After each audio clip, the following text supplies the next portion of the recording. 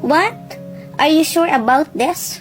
Sigaw ko sa isa sa mga tauhan ko dahil sa sobrang galit ko sa nalaman ko. Yes, boss, nalaman namin na may kinausap na si Ma'am Cathy na isang wedding coordinator para sa kasal niyo. Napakuyom naman ako ng kamao dahil sa sinabi niya that Cathy is getting into my nerves. Ilang taon na niya akong ginugulo bago ko pa makilala yung babaeng mahal ko. Andiyan na yung Cathy na yan. She's so obsessed to me and I can't believe na humantong na siya sa paggagawa ng gun-shot wedding. Hindi ko naman nalaman kaagad. Sinisigurado ko na mapapahiya lang siya sa ginawa niya. That's bitch. Okay, you may go now. Sabi ko agad at kinuha ko ang phone ko at lumabas. Tinawagan ko agad si Cathy. Yes, babe. Malambing niyang tanong sa kabilang linya. Damn you, Cathy. What is the meaning of that wedding? You're crazy. Balak mo pa akong lokohin? Sigaw ko habang andito na ako sa private elevator ko. How did you know that? Of course, I have my ways, Cathy. I'm a billionaire. Galit kong sabi. I know and I want you to be my husband. I don't want you to be my wife. Alam mo namang may iba akong mahal. Sabi ko sa kanya sa parking lot ang diretso ko. Yung babaeng yun, iniwan ka niya, di ba? It means ayaw niya sa'yo. Ni hindi mo nga siya kilala eh. Ang tagal ko na nun, Kenneth, 4 years na. Mas lalo akong nagalit dahil sa sinabi niya. I don't care, Cathy. I love her and no one can change that. Kahit pa, pinagawan mo na ako ng wedding shot. Pupunta na ako ngayon sa wedding coordinator para ipatigil ang lahat ng ito. Sabi ko at binaba ko na ang tawag ko. Nasaktong nasa parking lot na ako. Agad akong pumasok sa kotse ko at naupo muna at pumikit. Hindi talaga sa akin ang sasakyan na to. Kahit ilang taon nang lumipas, naamoy ko pa rin ang pabango niya. Ako naglilinis nito para hindi mawala ang natural na amoy niya sa loob ng kotse niya. Hindi ako nagpapapasok ng kung sino lang dito dahil baka kung ano ang gawin ng taong yon at mapatay ko pa. Palagi ko itong gamit dahil sa ganong paraan parang kasama ko na rin siya. Matapos kong kumalma, pinandar ko na ang kotse at pumunta na sa company ng wedding coordinator. Sinabi na din sa akin ng tauhan ko kung saan yan. Ano nga ulit name ng company? Surrey Company. Yun nga. Makalipas ang ilang minuto, biyahe ay nakarating na din ako sa isang mataas na building. Pumasok agad ako at dumiretso sa pinakaitaas na alam kong kinalalagyan ng may-ari niyan. Kailangan ko siyang makausap para matigil na itong kahibangan ni Cathy. Where's the wedding coordinator? Tanong ko sa secretary ata at napatingin sa akin. Sir, do you have any appointments? Tanong niya. I don't have. Then, I'm sorry sir, but you have to make an appointment first. Napakuyom naman ako ng kamao dahil doon. I don't care on that fucking appointment. I just want to talk to someone that coordinating that damn wedding. Nagulat naman siya sa sigaw ko. Well, I don't care ngayon. Nagalit ako, wag niyo akong banggain. Sir, please, wag po kayo mag-iskandalo dito. Napahilot na lang ako sa sentido ko dahil sa sinabi niya. Look, I really need to talk to your boss, sabi ko sa kanya. Sir, pasensya na po talaga. Pulang schedule ni Miss Ara ngayon. Bumalik na lang po kayo sa susunod na araw. Ara? Sounds familiar. Is she the one that organized the wedding of Ali and Eldred? I see, lumalaki na ang negosyo niya. Okay, bigyan mo na ako ng oras. Bukas na pwede ko siyang puntahan. Sabi ko na ikinatango niya agad at tumingin sa computer sandali. Okay, sir. Bukas ng 9 a.m. Tumango ako sa kanya at umalis. Wala palang silbi ang punta ko dito. Kakainis. Pagbaba ko sa parking lot ay napakunot ang noo ko nung makita kong sumisilip sa kotse ko. Sinusubukan niya lang galawin ang kotse. Humanda siya sa akin. Excuse me? What are you doing to my car?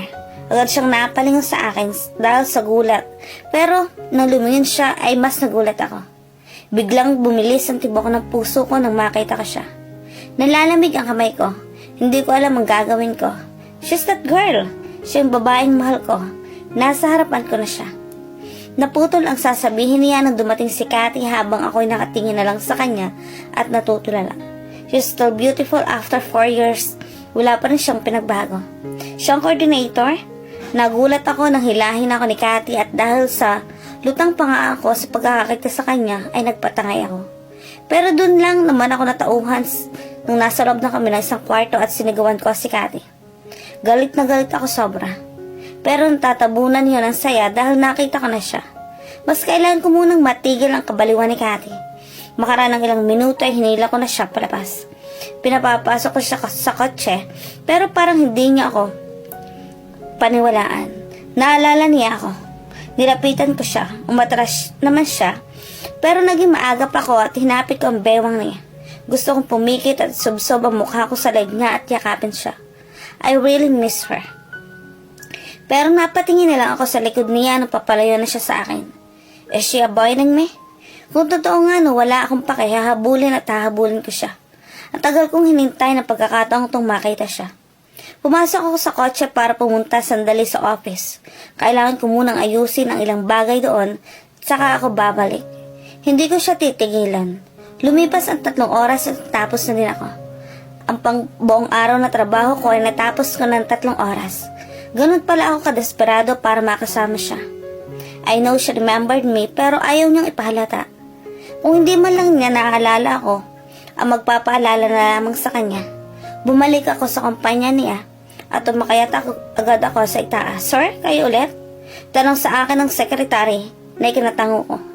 Mukhang nakita na naman niya kami kanina, kaya wala nang problema sa kanya. I'm just here to ask something. Anong schedule ngayong tanghali ng boss mo? Napat kunot naman ang noo niya, pero hindi na nagtanong at sinabi pa rin sa akin. Alis po si Miss Ara, papunta siya sa Tagaytay. Napaisip naman ako sa sinabi niya. Tagaytay? Tumango na ako at umalis. Alam kong takang-taka yung sekretary niya pero dumiretso ako sa kotse ko at nagpalit ng isang polo na kulay pula. Naging favorite ko na ang pula dahil sa kanya. Yes, call me crazy. Crazy in love with her. Matapos kong magpalit at mag-alis ang suit ko, ay lumabas ako. Bumalik ako sa taas, kakausapin ko siya. Sir, wag po muna. Kung hindi ko pa pinatapos magsalita ang babae at pumasok na ako sa loob. Halos nanlaki ang mata ko nang makita kong kasosot niya lang ng isang red dress. Tinataas pa ang zipper palitaas. Napaluno ako. Alicia, I told you, napaalis na nga ako, diba? Wait ka lang, di ako malalate. Sabi pa niya na hindi tumitingin sa akin. Nakatalikod agad siya, tahimik lang ako. Sir, bawal ka po dito, wala kang appointment. Napatingin agad siya sa gawin namin. Napatingin ako sa table niya at nakita ko ang pangalan niya doon. Ara Selby. Ara? So, kaya pala, Ara nga. Kanina po kay Jen, gulat na tanong niya at katatapos lang niya di magbihas. Kapapasok lang namin ni Ara. Ayaw kasing magpapigil ni Sir. Sabi ng babae pero ako ay nakatingin lang sa kanya. Napatingin naman siya sa akin at nagtagpo ang aming mga mata. Nakita ko na namula naman siya at umayaw ng tingin. Napangiti ako dahil doon. Hayaan mo na Alicia, sige iwan mo muna kami. Sandali at kakausapin ko siya. Don't worry, hindi ako malalate, maaga pa. Walang nagawa ang sekretary niya at umalis na. Mr. Kenneth, do you need something else? Tanong niya kaagad sa akin pero ako ay nakatingin lang sa kanya. Yung tipong pinapaalam ko na ang gusto kong sabihin. Alam kong alam niya ang ibig kong sabihin at nakikita ko ang pagkabalisa niya. I knew it, she remembered me. Baka dahil din sa kotse niya. Bakit hindi niya man lang ako sinisigawan lalo na at nasa akin ang kotse niya? Isa lang ibig sabihin niyan. Alam niyang ako yon. Don't worry, pinaayos ko na agad ang mga invitation at wala na kayong po problemahin pa. Sabi pa nito sa akin. Pero naglakad ako papalapit sa kanya at nakita ko siyang napapaatras. Alam mo kung anong gusto ko sa'yo? Sabi ko habang nakatingin lang sa mata niya. Ha? Hindi kita maintindihan. Sabi niya na halos umiikot ang mata ko dahil sa sinabi niyang iyon. Is she planning something? Did you remember me at the bar? Tanong ko na kinawala na ng kulay niya. Pero agad siyang lumaya sa akin. Please, Mr. Kenneth, umalis ka na. Wala tayong business na dapat pag-usapan. At isa pa, busy ako. Sabi niya na ikinalingon ko sa kanya na hindi makapaniwala. Seriously? Iniiwasan niya talaga ako? Why? Bakit ang sakit sa malamang iniiwasan niya talaga ako? Agad ako lumabas doon nang hindi siya sumasagot. Naiinis ako. Naiinis ako kasi nasasaktan ako sa sinasabi niya. I hate being in love. But because of her, nagbago ang pananaw kong iyon. Pagdating ko sa parking lot ay tumigil ako sa harapan ng kotse niya. Yung gamit na niya ngayon, nakita ko kanina na doon galing yung sekretary niya. Mukhang may kinuhang yung dress na suot niya ngayon. She love red dress, I guess. At least may isa na akong alam tungkol sa kanya. Tumingin ako sa paligid para makasiguro na walang tao. Ang kala niya ba patatakasin ko siya? Wala na akong trabaho ngayon at gusto ko lang ay gawin at ipalala sa kanya kung sino ako. Kinuha ko na ang katana na nasa bulsa ko at binutas ang gulong niya. Kung saan ko nakuha ang katana ay sa akin na lang yan. Napangiti ako nang makita kong butas na ang gulong niya. Agad akong pumasok sa kotse ko at inintay ang paglabas niya. Maya-may nakita ko na siya nakasama ng sekretary niya at nag-uusap ang dalawa. Halos tumawa ko nang tumawa nang makita niyang butas ang kotse niya. Oh, poor my love. Ayaw mong umamin na kakilala mo ako. Gagawin ko lahat para umamin ka lang. Nakita kong parang stress na siya, mukhang importante ang pupuntahan niya sa Tagaytay. Well, that is the plan. Binutas ko ang gulong niya at lalabas ako mamaya para sa akin siya sumakay at ako na lang magmamanehan sa kanya. Maya-maya umalis na ang sekretary niya at kinakalikot niya ang cellphone niya. Agad akong lumabas bago pa siya nakatawag ng ibang masasakyan. Do you need a ride? Ihahatid na kita. Nalaki ang mata niya nang mapatingin sa akin at naibaba ang cellphone niya. Pero maya-maya ay napalitan ng ines sa mukha niya. So cute. I remembered pretty Addison to her. Ikaw ang bumutas ng gulong ko? Sigaw niya sa akin. Gustong-gusto kong tumawa pero pinigilan ko. I didn't do anything to your car. Huwag kang basta man nambibintang. Kalmado kong sabi na tahimik naman niya. Mukhang na-realize naman niya ang ginawa niya. Sorry, but no thanks. Mag-over na lang ako. Sabi niya at kumalikot ulit ng cellphone niya. Agad ako naging mabilis at may tinawagan. Close all the over today. Sabi ko at agad na ibinaba ang tawag. Alam na niya ang gagawin. This is my secretary. And did I forget to tell you na isa ko sa may-aring over kaya kayang-kaya kong patigilin sila ngayong araw sa pagtatrabaho. May sahod pa rin naman sila kahit ganoon. What is this? Walang overdrivers? Mahina niyang sabi na ikinangiti ko. Hindi ka na makakahindi sa akin. Ako na lang maghahatid sa'yo. Nakangiti kong sabi sa kanya na kinalingon niya sa akin at napakunot ang noo niya. Andito ka pa rin? Still no. Sabi niya. Ang tigas pala talaga nito, paano ko ba siya palalambutin? Look, alam ko na malalate ka na at wala ka ng choice. Sabi ko na kinatigil niya at tumingin sa orasan niya sa cellphone. Tama ako, malalate na siya. Ilang oras din ang biyahe papunta sa Tagaytay. Napabuntong hininga naman siya. Fine, sabi niya at naglalakad na papunta sa kotse ko. See, alam na alam niya. Napangiti na lang ako doon. Hindi matapos ang araw na ito, hindi ko siya mapapaamin. What are you cooking again? Tanong ni Grace sa cellphone. Kausap niya si Ali na nasa bahay nito at nagluluto. Kare-kare, masarap kaya akong magluto. Pagmamalaki pang sabi nito na kinatuwa ni Grace. Sus, if I know, simula na magbuntis kayo sa kaka na hilig sa kaluluto. Napatawa din si Ali dahil doon. Anong magagawa ko? Eto ang gusto ko Ang sariling luto ko. Alam mo, di ko na nga inaakala ang sariling luto ko ang paglilinhan ko. Haha, mukhang magaling magluto ang magiging anak mo, Grace. Well, that's good, sabi ni Ali. Wait lang, Ali, hold on muna. Tawag si CR ako. Intayin mo ako, ha? Sabi ni Grace. At nawala sandali sa tawag, kaya nagluto na lang ulit si Ali. Ibinaba niya muna ang cellphone. Wala kasing magawa si Grace sa bahay nila, kaya tinawagan niya si Ali para malibang siya. Tinatamad siyang pumunta kay Ali, kaya tumawag na lang siya. Ilang minuto ang lumipas at nagluluto pa rin si Ali at nakalimutan na ang tawag sa telepono. Saktong pasok ni Eldred ay ang pagbalik naman ni Grace sa tawag. Honey, what should we do? Anytime soon, baka magkita na rin si Ara at Kenneth.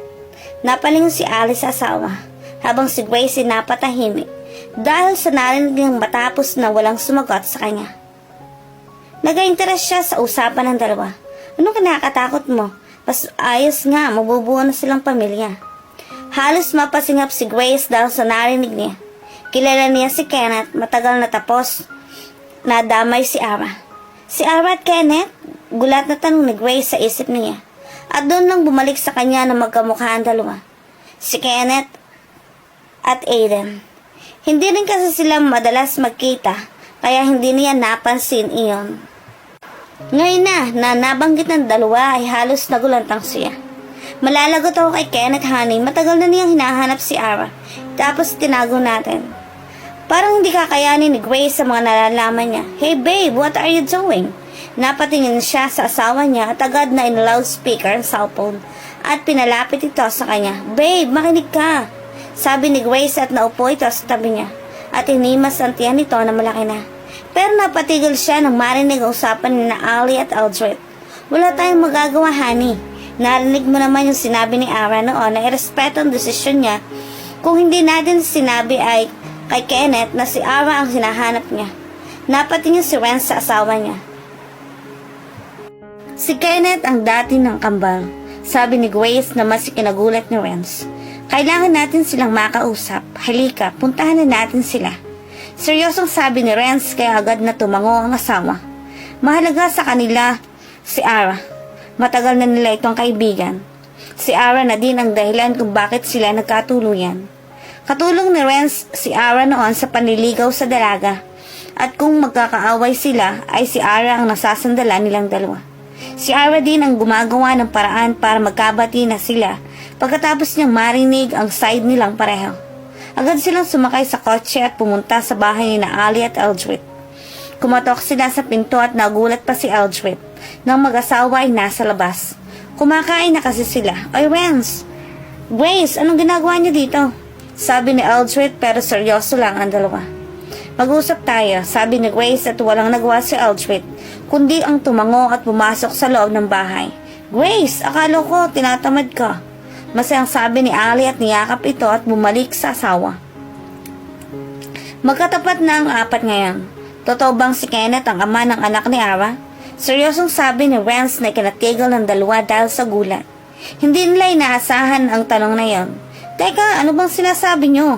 Huwag nyo nang itago. Nakalimutan mo, Ali, na hinold ko ang usapan natin at narinig ko ang lahat ng usapan nyo kanina. Sabi ni Grace na kinarealize ni Ali at napatingin kay Eldred. So ano, si Kenneth nga? Tanong pa ni Grace at napabuntong hininga naman ang asawa. Halika, doon tayo sa sofa, sabi ni Ali at naupo doon sila. Totoo ang narinig ninyo, si Kenneth nga, sabi ni Eldred. Sabi ko na kaya pala mas gumanda ang lahi ng kambal dahil kay Kenneth. Tiling sabi ni Grace na kinatingin sa kanya ng tatlo na hindi makapaniwala. Si Renz nagulat din sa asawa dahil kanina lang ay seryoso ito. Kahit si Ali ganun din ang iniisip, kinakabahan na nga sila Babe, ano ka ba? Sabi ni Renz na hindi na makapaniwala sa kinatingin sa kanya ni Grace.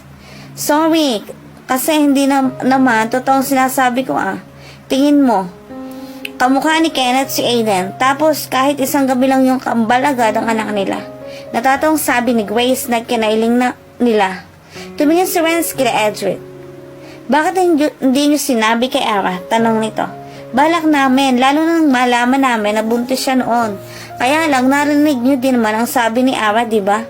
Ang sabi niya, respetuhin natin ang desisyon niya, kaya hindi na kami nagsalita ni Eldred. Sabi ni Ali na ikinatango naman ang dalawa. Ano yun? Sinasabi niyong anytime soon? Tanong ni Grace. Nagkakilala na ang mag-ama. Ilang araw nang lumipas nang makita namin sa mall. To surprise, kilala na ni Kenneth si Addison. They're so close, pati si Aiden na magkakilala silang naging close na din. Nagulat na naman ang dalawa at hindi makapaniwala. Totoo? Hindi ba siya nanghinala lalo na parang carbon copy niya si Aiden? Sabi ni Renz. Hindi, sabi niya may kamukha daw talaga ang bawat tao sa mundo. Kaya nanawala din naman si Aiden. Napatango ulit siya. Tanga pala si Kenneth, sabi ni Renz na ikinatawa niya ng lahat. Anong plano? Tanong ni Grace. Wala, hayaan na lang natin ang tadhana magtagpo sa landas nila. Sabi ni Grace na kinatahimik nila. Gusto nilang makitang masaya ng pamilya ng mga ito. Ang makitang buo na sila, pero ang tanong, mangyayari kaya kapag nakita na ang mga ito? Sa kabilang banda naman ay napangiti si Kenneth nang makita niyang gumagala ang mga mata ni Ara sa loob ng kotse. Nakikita niya sa mata nito ang pagkasabik, mukhang alam niya ang paborito nito sa sasakyan nito. Did you miss your car? Tanong niya dito. Yes, ang tagal ko na din hindi ito nakikita. Sabi ni Ara na nagpatawa kay Kent, kaya nang marinig ni Ara yon, doon niya na-realize ang sinabi niya. Agad siyang napatakip ng bibig. Ara, bakit ang daldal mo? Sabi ni Ara sa isip niya. Agad niyang iniba ang topic nila para hindi maalala ni Kenneth. Anong kailangan nating bilisan kasi importante talaga ang meeting ko. Ayokong ma-late, sabi ni Ara sa kanya. Don't worry, akong bahala sa'yo, sabi ni Kenneth na ikinatango naman niya. Natahimik ulit sa loob ng kotse, kaya nang hindi makatiis ay binuksan ni Ara ang radio ng kotse na ikinangiti ni Kenneth. Nilaksan iyon ni Ara. She's avoiding our past, sabi ni Kenneth sa sarili niya. Maya-maya ay hininaan iyon ni Kenneth. I'm Kenneth Kent de Vaux, by the way. Napatingin si Ara kay Kenneth dahil sinabi nito, ha? I mean, kilala kita. You know, sinabi ni Cathy, sabi ni Ara. I know, pero gusto ko pa rin magpakilala ng maayos. And call me Kenneth. Sabi ni Kenneth habang patingin-tingin sa kanya na ikinatango naman niya. Okay, I'm Ara Selway. Sabi ni Ara na ikinatango lalo ni Kenneth. Finally, nalaman ko din ang pangalan mo. Napatingin sandali si Ara sa lalaki pero umiwas din agad. Nakita pa ni Kenneth ang pamulan nito kaya napailing na lang siya. Hinayaan na lang niya ang dalaga at tumahimik sa isang tabi at maya-maya ay nakita niya ang tulog na ito. Naalala naman niya ang nangyari 4 na taon ang nakaraan. Ganun ang sitwasyon nila. Tulog ang dalaga at siya nagja-drive hanggang sa humantong sila sa isang gabi hindi nila pinagsisisihan. Agad naman niyang pinilig ang ulo dahil sa pagbabalik ng alaala niya sa nakaraan. Sa tuwing naalala niya ang nangyari sa gabing iyon, ay palagi siyang nabubuhayan kaya't hanggat maaari, ayaw niyang maalala niya ito. Lalo na't kasama niya ngayon si Ara, baka hindi siya makapagpigil at mangyari ulit sa kanila. 4 na taon na ang nakalilipas. Sa buong biyahe nila ay tulog si Ara. Nakita ni Kenneth na mukhang pagod na pagod ito, kaya hinayaan niya. Nang makarating sila sa sinabi nitong lugar ay tinigil na niya ang sasakyan at napatingin ang dalaga. Hindi ka pa rin nagbabago, Ara, sabi ni Kenneth habang nakatingin sa mukha ng dalaga. Kabisadong kabisado nito ang mukha nito. Hindi pa rin siya makapaniwalang nasa harapan na niya ito ngayon. Napakurap siya nang dumilat ang dalaga. Ang lapit mo, sabi ni Ara na ikinangiti niya at lumayo na dito dahil nakikita niyang naiilang ito at namumula. Andito na pala tayo. Salamat, Kenneth. Nakikiting sabi ni Ara habang nakatingin sa kanya. Talagang mahalaga ang meeting na iyon dahil iyon ay maaaring maging investor nila sa itinatayo nilang branch sa ibang bansa. Kaya din kinagulat at kinukulit siya lagi ni Alicia na umalis na dahil nga napakahalaga niyon. Napatulala naman si Kenneth sa dalaga dahil sa pagkangiti nito at sa kauna-unahang pagkakataon na tinawag siya nito sa kanyang pangalan. Hoy Kenneth, sige na, salamat ulit ha. Pwede ka nang umuwi. Ako na lang bahalang mag-commute pa uwi. Sabi ni Ara at lumabas na ng kotse. Natauhan naman si Kenneth, agad kinuha ang coat niya at sumunod sa dalaga. Wala siyang balak na iwan iyon doon, lalo't sa ganong suot niya. Alam ni Kenneth na nakakaakit sa paningin ng mga lalaki ang kulay pula o sadyang para sa kanya lang, pero ang gusto lang niya ay hindi niya siya pagnasaan ng ibang lalaki. Nagulat naman si Ara nang may pumatong sa kanyang coat at paglingon niya nasa gilid at si Kenneth iyon. Kenneth, akala ko ba umuwi ka na? Saka ano ba to? Sabi ni Ara. Nawawala na din paunti-unti ang pagkailang niya sa binata. Lalo na't napag-isip-isip na niyang pasasaan pa ang pagkailang niya gayong nangyari sa kanila noon at isa pa siya ang ama ng mga anak niya. Sadyang nahihiya lang siyang balikan ang nakaraan. Kahit siya ay gusto na rin niyang sabihin sa binata na may anak sila, pero naghahanap pa siya ng tiyempo. Hindi ko hahayaan na mag-isa ka lang dito, at mas lalong hindi ko hahayaan na pagnasaan ka ng mga lalaki sa paligid. Sabi ni Kenneth na ikinakilig naman ni Ara. Alam niyang simpleng salita lang iyon para kay Kenneth, pero kakaibang dulot niyon sa kanya. Kaya tumayo at tumango na lang siya dito at naglakad ulit sila papunta sa restaurant na meeting place nila. Tungkol saan bang meeting mo? Tanong ni Kenneth na ikinatingin sa kanya sandali ni Ara at tumingin ulit sa daan. Tungkol sa partnership namin para sa branch sa Singapore. Napatango naman si Kenneth dahil doon. Masumanga siya sa dalaga. Malaki na ang kumpanya nito. Nakarating sila sa restaurant at naupo na sila sa table doon. Mabuti at pang-apatan ang upuan na iyan. Sinabi ni Ara na iniintay pa nila ang kasama nila. Nagpabook na din si Alicia ng maupuan nila doon kaya ayos na. Maya-maya ay dumating na ang business partner ni Ara, kaya napatango at napatayo silang pareho. Good afternoon, Mr. and Miss Sylvester. Nakangiting sabi ni Ara at nakipagkamay sa mga ito. Good afternoon too, ha? Quite the formalities na, okay? Sabi ng babae na ikinatango ni Ara. Kenneth, ikaw ba yan? Sabi ni Mr. Sylvester na ikinatingin din sa kanya ni Ara. Long time no see, tito.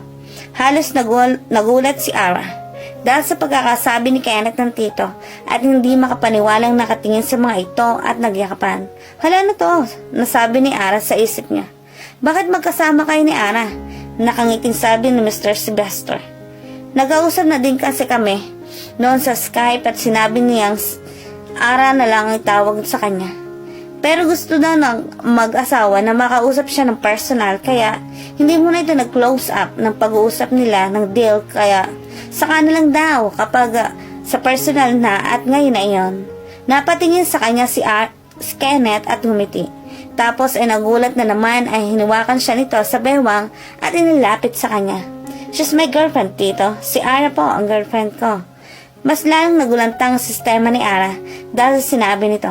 Napatingin siya sa binata pero huling napalingon sa mag-asawa. Really? Mabuti naman. Akala namin na hindi ka na makapag-aasawa, Kenneth. Nag-aalala na nga mama mo, sabi ni Mrs. Sylvester. Hala, asawa daw. Girlfriend lang naman ang sinabi ni Kenneth Di makapaniwalang sabi ni Ara sa isip niya. Ha, nako hindi po, mahinihintay lang talaga ako at ngayon nga ay andito na siya at hindi ko na siya pakakawalan pa. Sabi ni Kenneth na nakatingin kay Ara at ganun din ang dalaga na hindi makapaniwala. Mabuti yan, Kenneth. Welcome to the family, Ara. I told you, sweetheart, there is something to her. Sabi ni Mrs. Sylvester sa asawa. Haha, you're right, sweetheart. Kaya hindi muna kami nakipag-deal sa'yo, Ara. Ay dahil gusto kang makausap sa personal ng asawa ko, kaya andito tayo ngayon. At tingnan mo nga naman. Napangiti na lang ng pilit si Ara. Napaupo na sila. Bumulong naman siya sa binata. Ano bang sinasabi mo, Kenneth? Sabi ni Ara sa mahinang paraan. Why? Just pass me, okay? Makukuha mo tong gel. Nakangiting sabi ni Kenneth kaya napatahimik na lang siya. Ano ba tong gulong napasukan ko? Sabi niya sa sarili at napapikit